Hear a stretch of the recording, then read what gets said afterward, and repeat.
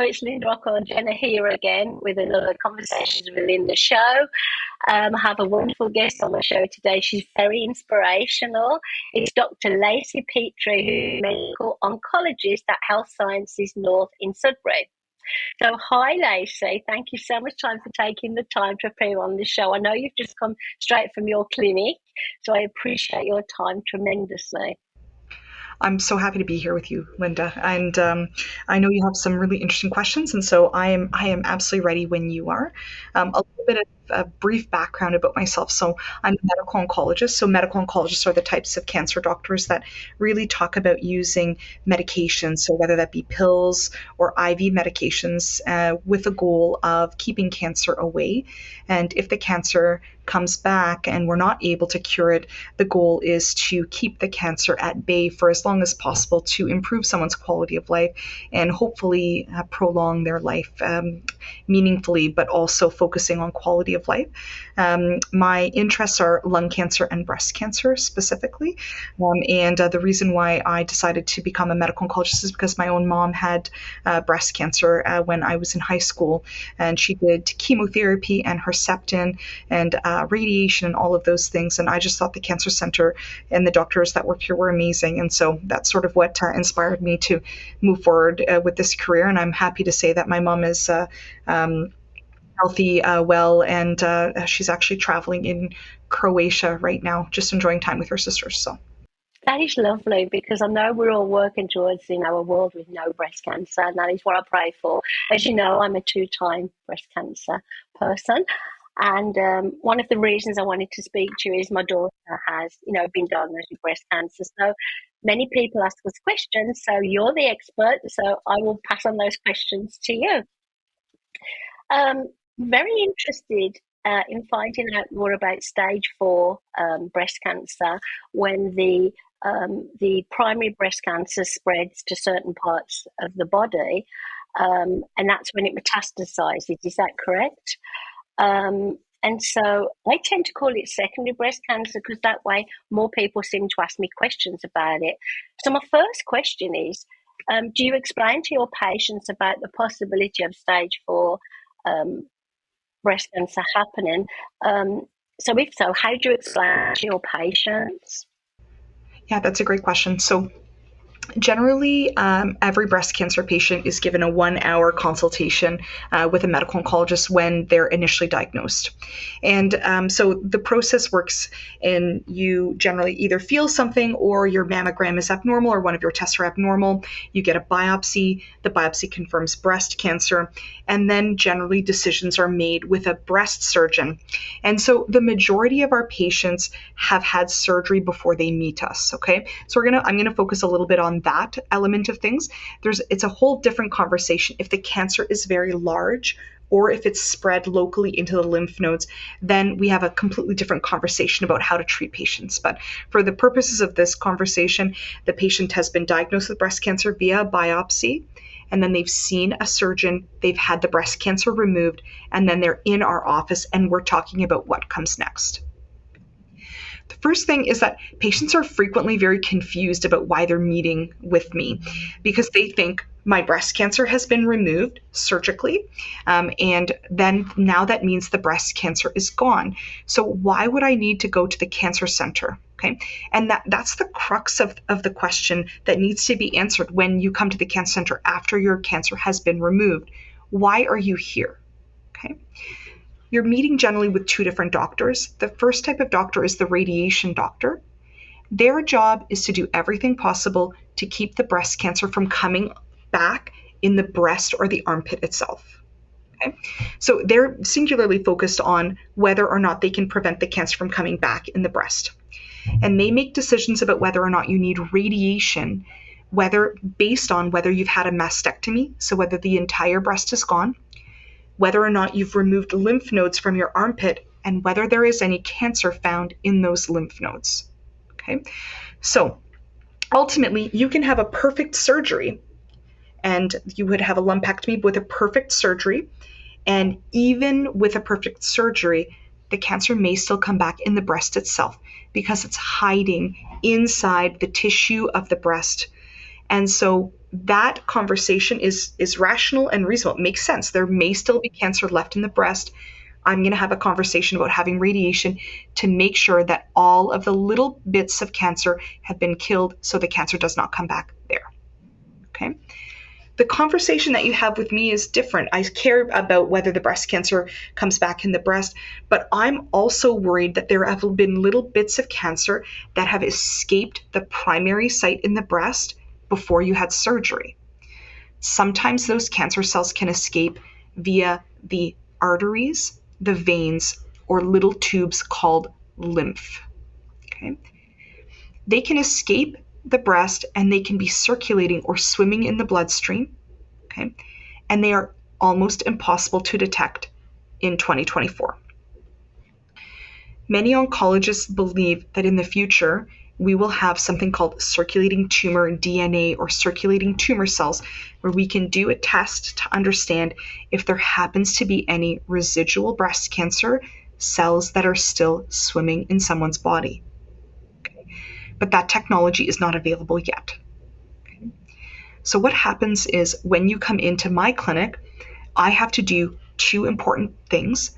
The first is we have to talk about what weapons or tools we have that are given to patients to kill any circulating cancer cells that may have escaped.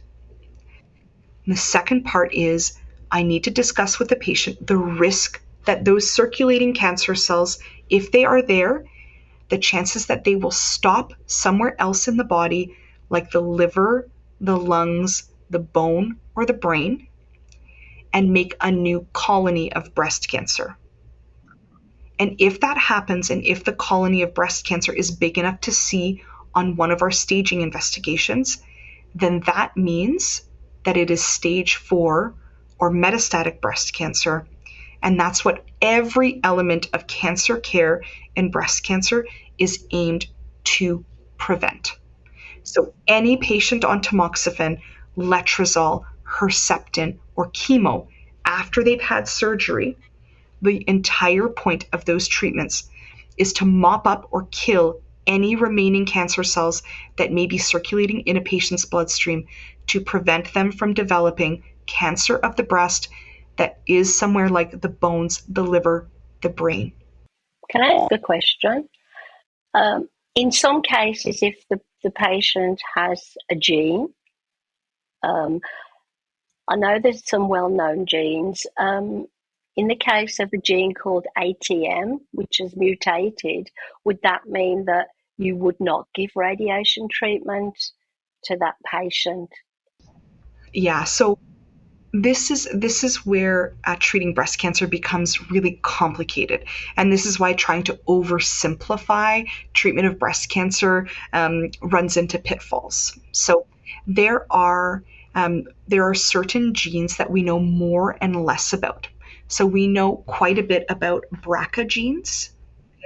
And we know quite a bit about multiple genes, and ATM is one of them. And ultimately, when you know that you have a gene, okay, so when you know that you're at higher risk of developing breast cancer because you've inherited a gene, then you sit down and that's when you talk about risks and benefits with all of the different providers. Okay, it depends on a lot of different things, but the answer is sometimes. Okay, that's why understanding if you have a genetic, I want to use the word propensity, but I'll say an inherited increased risk of developing breast cancer, it's really important to know that as early as possible. Okay, because we need that information to make decisions right up front. One major thing that has changed in Ontario is there is something called genetic mainstreaming. And before, what would happen is if I saw a patient and I wanted to know if they had a genetic increased risk of developing breast cancer once they've developed it already, I had to send them to genetics counselors. They did counseling, then they got the blood work done, and then it took anywhere between kind of 4 and like up to 4 months to 2 years to get that information. now at some centers, including our center, we actually, I do the counseling when I first meet the patient, and I send their genetic blood work off that day that I first meet them. And usually within 6 weeks, I'll have an answer. And that means we'll know if somebody has a higher chance of running into problems with respect to radiation or radiation risks. And we'll have that information by the time they need that to have that conversation with their radiation oncologist. So that is a huge benefit to patients to get this information sooner. And also, there have been a lot of advances. So, for example, BRCA mutated patients, we now have access to a drug that is specific to those patients to reduce the chances of their cancer coming back.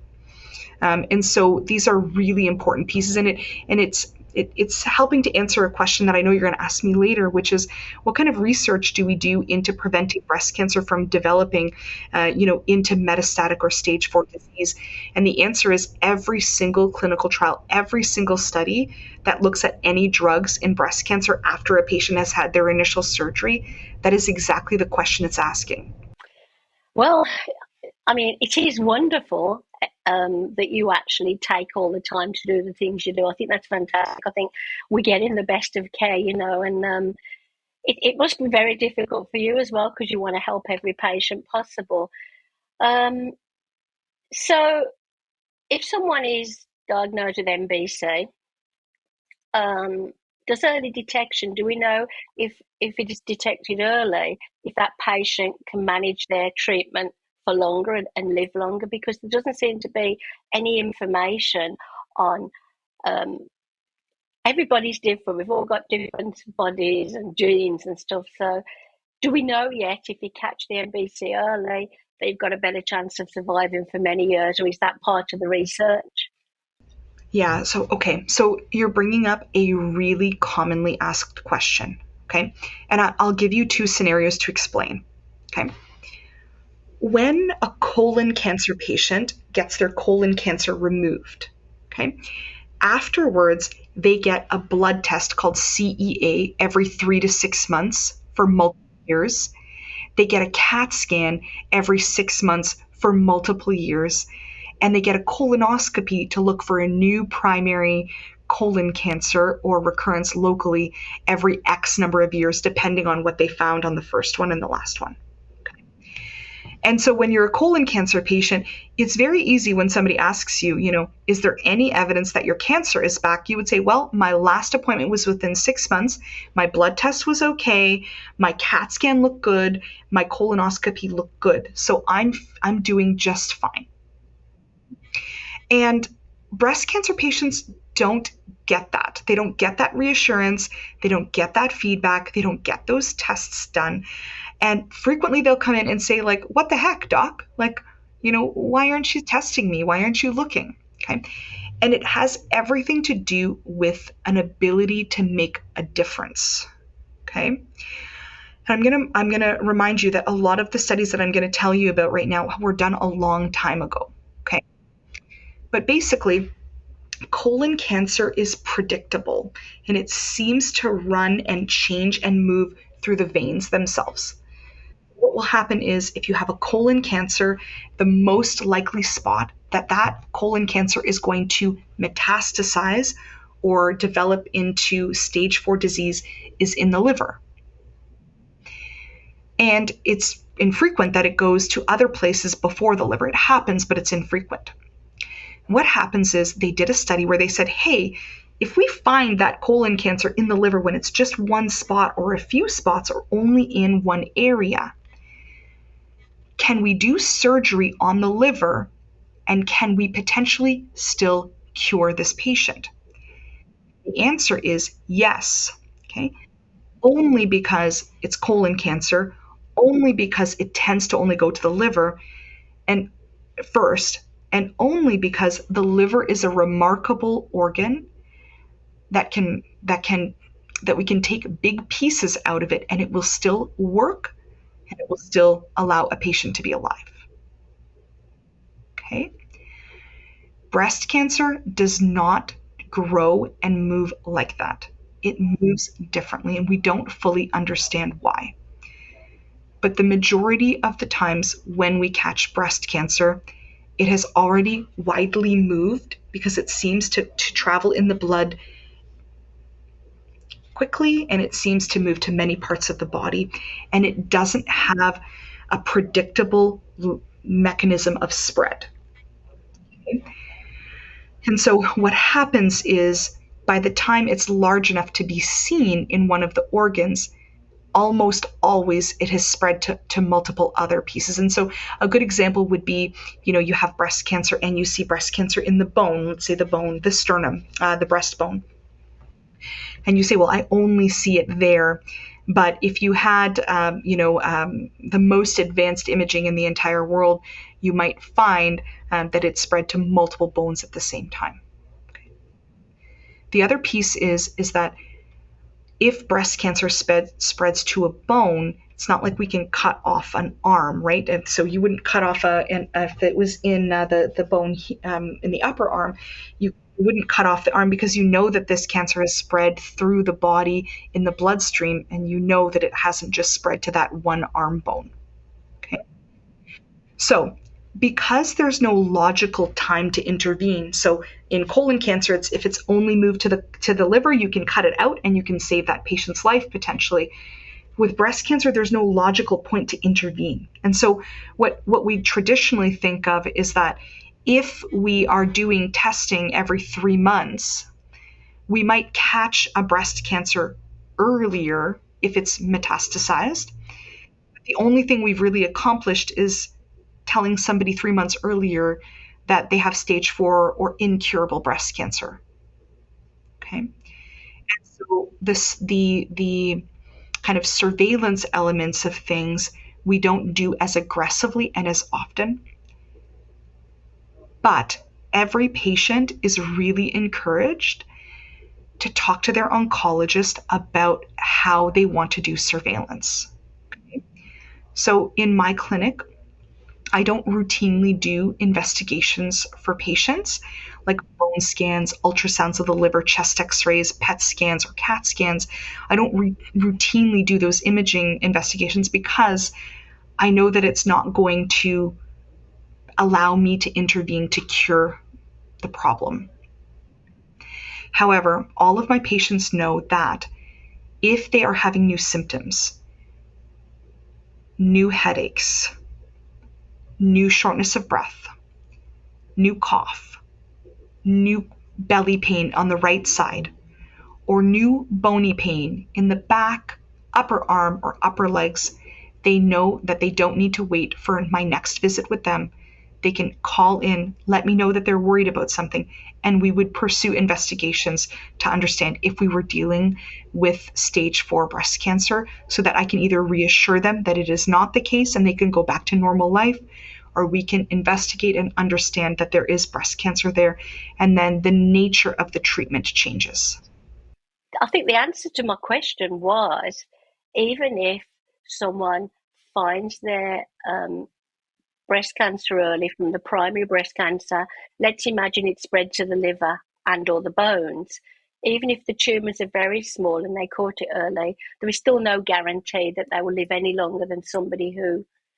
And it's a sad thing, but you've already mentioned there's lots of research going on. So that gives us hope. That means that basically body, mind and spirit working together, taking the managed treatment and doing everything we can to help ourselves. So when we spoke about doing this video show, you did mention that there's a blood test in the works, but not in Canada. And if you could explain a little bit about that, if that's possible, that would be wonderful. Yeah, and I don't want to say a blood test in the works, but not in Canada, to say, that it's available in another country. And if we had enough money, we would have it here. It's nothing like that. It's just we're starting to incorporate something called circulating tumor DNA into clinical trials. So basically, I think the majority of oncologists believe that at a certain point, we will be able to understand if somebody has breast cancer cells circulating in their body using just a blood test. The thing is that we don't know how to interpret the blood test, and we don't know how to use it right now. And so I explained that my interest was both breast cancer and lung cancer. So there is a pan-Canadian clinical trial that's opening up.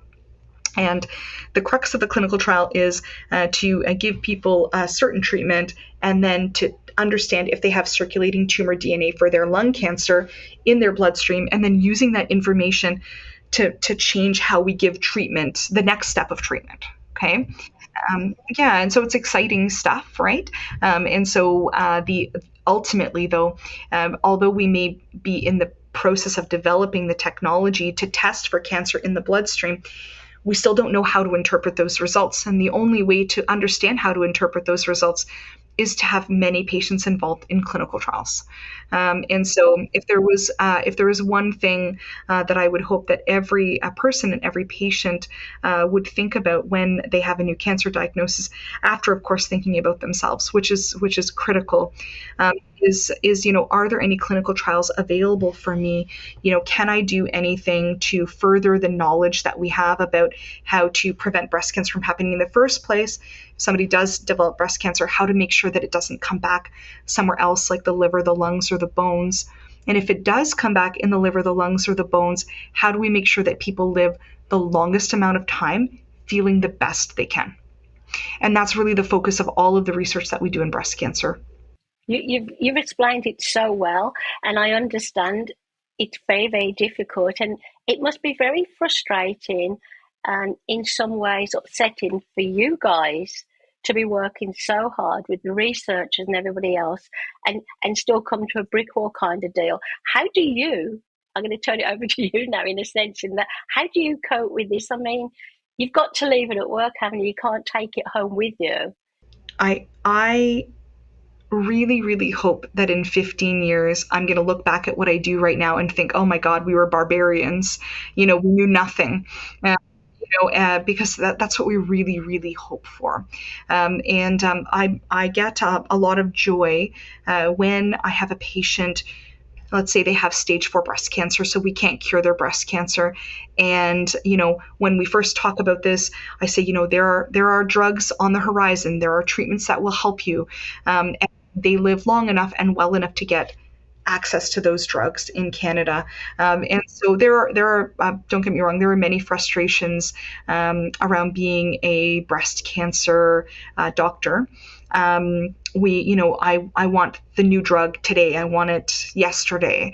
I want it for the last patient, not the next patient. And I think that's, completely reasonable. But it also pushes you to really want to give the best care for your patients. And I know every oncologist in Ontario feels this way. We really want to advocate strongly for our patients. We want them to get the best care in the world. And part of that involves being a part of clinical trials. And so that is the most important thing that we do, although it doesn't feel like that in the day-to-day. And it feels like doing clinical trials work is so much, it's kind of on the side of the desk done on Sundays, trying to get everything organized. But really, it's of critical importance. I'm speaking for my audience, we really appreciate you. We understand that everybody's trying, really hard. I don't think did we cover yet the early signs of MBC? I mean, what do we look for? I mean, you mentioned a headache. Yeah, so there are multiple signs. It's important to understand that some patients don't have any symptoms, and some of my patients say, like how did I let this get so far without recognizing it? And it's important to know that really some people have absolutely no symptoms. And I know that sounds terrible, but that can sometimes be a blessing. That may have meant that you've been living with stage 4 breast cancer for years and just didn't have any symptoms. And so how that can be lovely time where you're living your normal life. Sometimes patients, when breast cancer goes to the bone, sometimes they'll get symptoms even when it's really early on. And that's really difficult to tease out. So one of the most difficult parts of being a breast cancer doctor is if a patient has had their cancer surgically removed and they're on a treatment. Let's say they've had previous chemo, they're on Herceptin, they're on tamoxifen or letrozole, and trying to manage patients when they come in and they say, I have pain. Because pain can be from breast cancer in the bones, pain can be from arthritis as we're getting older, pain can be from the menopausal type symptoms that we're developing on our treatments. Pain can be from an injury. Pain can be from all of these things, and pain can be from breast cancer. Okay. And so it can be really scary for patients when they don't know if the pain that they're having is something serious or something normal for them. Part of the problem is that the tests that we do to look for breast cancer in the bones are not perfect. And sometimes they'll have a false positive. And that's probably one of the more difficult scenarios for a breast cancer doctor and a patient that obviously they've grown to care about is if you have pain and we do the test and the test looks like it might be positive, but we're not 100% sure, it can be really difficult to biopsy bones. And so I have at least 3 patients in my practice where they had pain. We did a bone scan. The bone scan said maybe there's cancer in the back, the bones at the back, the vertebra. And then the MRI said, I don't think so. And then the CAT scan said maybe. And it was 2 years of kind of cyclical testing over that period of time for me to say, you know what? I think this is just how your bone looks. And then, so that's a very long time to live your life without knowing for sure. Wondering, worry, yeah. I don't know how you do it, I really don't. And this is an example of why too much testing doesn't help patients.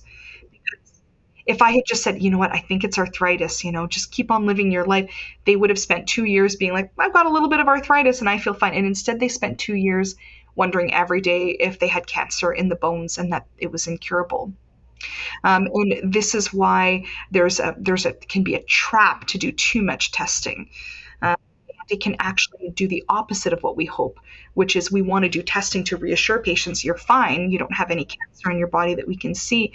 But frequently it will do the opposite. It will tell a patient who has no cancer that we can see that's visible in their body that there's something to be worried about. And now we need to biopsy it. And now we need to repeat the scan. And that it'll be like, bone scan looks weird, try an MRI. MRI looks normal, try a CAT scan. CAT scan looks weird, try a bone scan. And you get through them and you just feel so bad.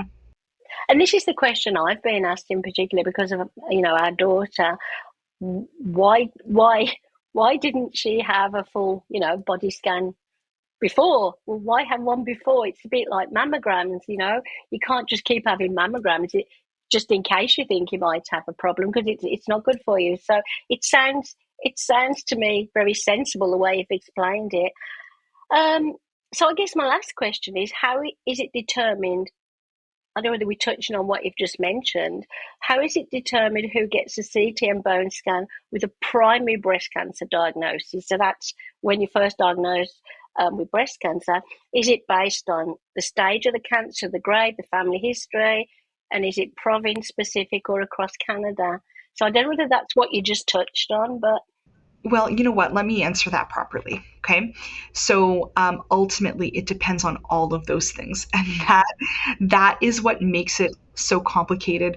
I'm reassured that, AI won't be able to really take over my job anytime soon. Because there's never an easy answer for any question. And it's truly, it depends on all of those things. So, the first thing, we're going to talk about a few years ago, and then we're going to talk about sort of what we do now, okay?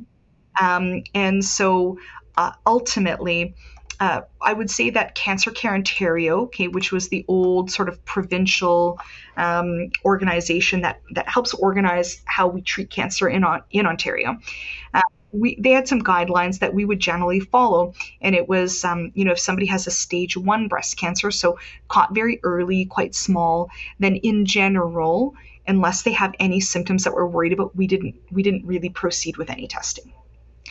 Stage 2 means the breast cancer is a little bit more advanced. There may be, a lymph node involved. It may be a little bit larger.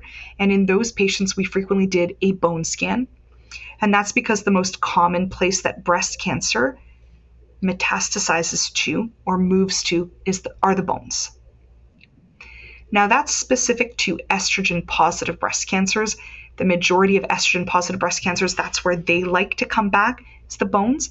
But if you're not estrogen positive, if it's triple negative, or if it's HER2 positive, then frequently it's not the bones that they go to. And so that's why you need to be thinking a little bit more than, oh, it's stage 2, I'm going to order a bone scan.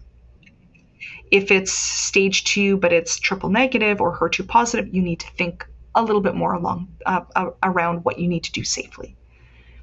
Stage 3, frequently we would do a CAT scan of the chest, belly, and pelvis, as well as a bone scan.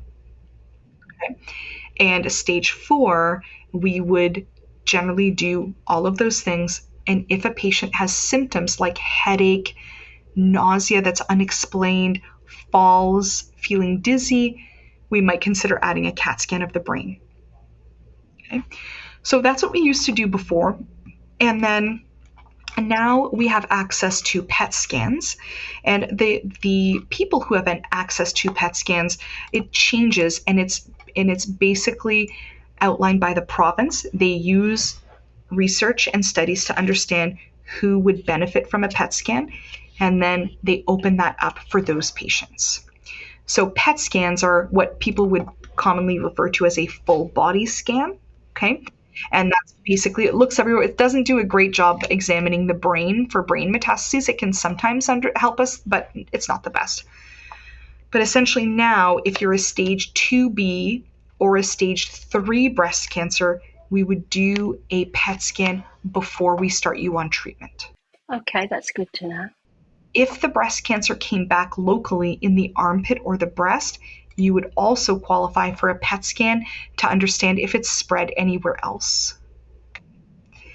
And the last is if you have a small amount of breast cancer that's come back in less than 4 different places or 4 little spots, sometimes, at that point, we can also get a PET scan to understand, because sometimes we're really aggressive when that happens. I know our team is very aggressive, and if it's only in a few spots, we'll give you very aggressive radiation to that area and still treat you, we'll treat you aggressively.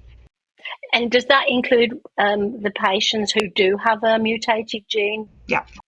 It's so interesting when I'm talking to you in depth about this, and I guess women have to know what question, and a few men, what questions to ask in order to be able to actually advocate for what they think or know or feel or what they would like.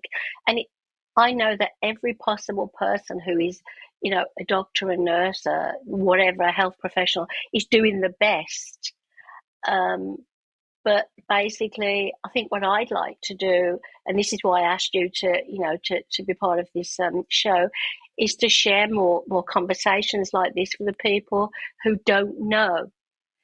Does that make any sense? Because it's like I found with breast cancer awareness in particular, the people who know, and the people who think it will never happen to them don't even look at the breast cancer awareness. And I think this is why I tend to now call it more secondary breast cancer, because people are more interested in saying, I've never heard of that. What is it? I think it's quite a popular term in the UK. And I shall continue to help raise awareness and talk to different people. But basically, I think what you've done for our audience and for myself today is open our minds to what can be done, the difficulties you guys have in particular, the research that is going on, and basically you must find it as difficult as us, and I really don't know how you do the work, but from the bottom of my heart, I thank everybody who is in this line of work, because it's the most fantastic thing for you to do, to give a lot of your life up for that. So I can't thank you enough for this conversation. I hope it helps many people understand.